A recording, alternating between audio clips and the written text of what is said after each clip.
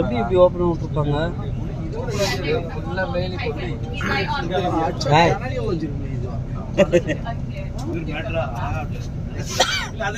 சாப்பாடு போட்டிருப்பாங்க, அதனால தான் ஜாலியா உட்காந்துங்க.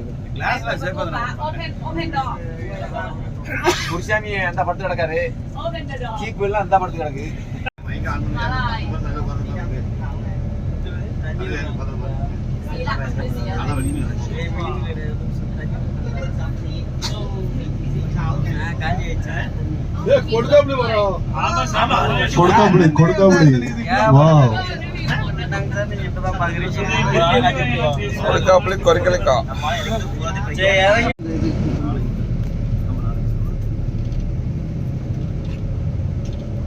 ஒவ்வொரு பறவையும் ஒவ்வொரு விதமாக உள்ளது.